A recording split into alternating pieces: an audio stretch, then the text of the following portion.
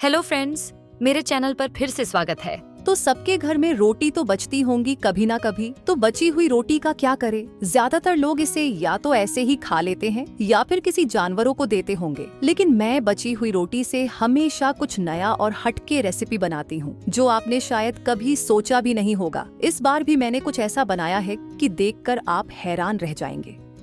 तो अगर आपको भी जानना है कि ये अनोखा डिश कैसे बनता है, तो वीडियो को अंत तक जरूर देखें। ये मेरी रात के बचे हुए 2 रोटी है। रोटी कैसी भी हो, मोटा पतला कोई भी चलेगा। अब इसको हम दूध में भिगाकर 10 मिनट के लिए रख देंगे ताकि रोटी नरम हो जाए। दूध ये मैंने 1 कप लिया है। अभी पूरा नहीं डालूंगी, थोड़ी बचा के रखूंगी। इसको पिसते समय डालूंगी और रोटी को मैं बीच बीच में उलट पलट कर दूंगी ताकि रोटी अच्छी से भीग जाए।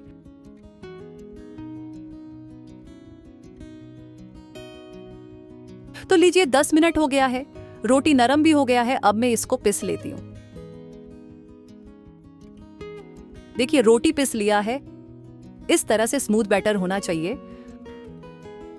तो चलिए पकाना शुरू करते हैं। यहां मैंने मोटे तल्ले का कढ़ाई लिया है। आप कोई भी बर्तन में बनावो, लेकिन मोटे तल्ले लीजिए। यहां मैंने आधा कप से थोड़ा कम घी लिया है। घी हल्का गर्म होने के बाद में ये 2 बड़े चम्मच बेसन डाल दिया है। बेसन डालने से बहुत ही अच्छा खुशबू आती है और रोटी का खुशबू भी दब जाती है।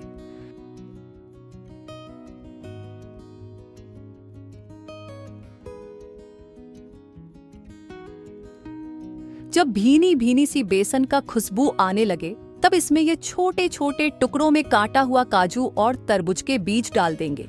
आप कोई भी मनपसंद का ड्राई फ्रूट्स डाल सकते हो और गैस एकदम धीमी आंच पे पकाना है।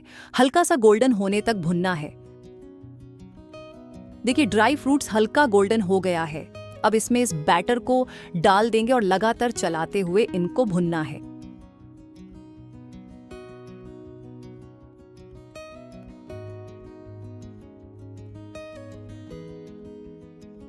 इसको भुनने में ज्यादा टाइम नहीं लगेंगे क्योंकि रोटी ऑलरेडी पका हुआ ही है।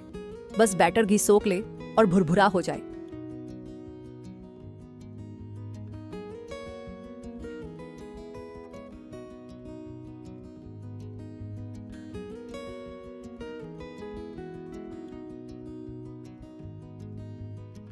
देखिए बैटर ने पूरे घी को सोख लिया है और भुरभुरा भी हो गया है।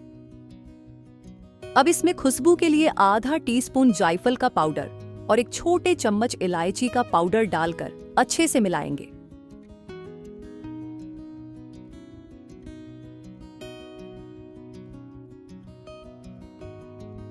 और गैस को बंद कर देंगे। इसको थोड़ा ठंडा होने के लिए छोड़ देंगे। लीजिए थोड़ा ठंडा हो गया है। अब ये मैंने 1/3 कप पिसी हुई चीनी को डाल दिया है। आप चीनी को अपने स्वाद के हिसाब से डाल दीजिए। इसको अब अच्छे से मिक्स कर देना है।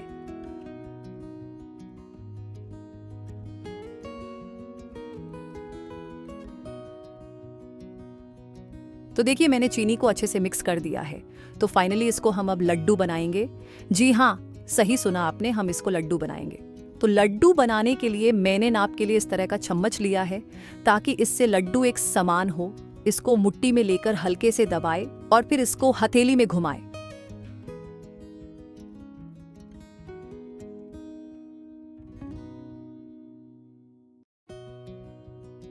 तो देखिए कितने अच्छे से लड्डू बन गया है।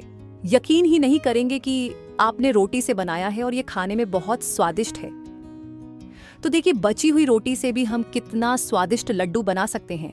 अगली बार जब आपके घर में रोटी बच जाए तो इसे फेंकने के बजाय इस रेसिपी को जरूर आजमाएं। मुझे उम्मीद है कि आपको ये डिश उतनी ही पसंद आएगी जितनी मुझे इसे बनाना। अगर आपको मेरी ये रेसिपी पसंद आई हो तो वीडियो को लाइक करें, शेयर करें और मेरे चैनल को सब्सक्राइब करना न भूलें। फिर मिलते हैं एक नई और मजेदार रेसिपी के साथ। तब तक के लिए बाय बाय।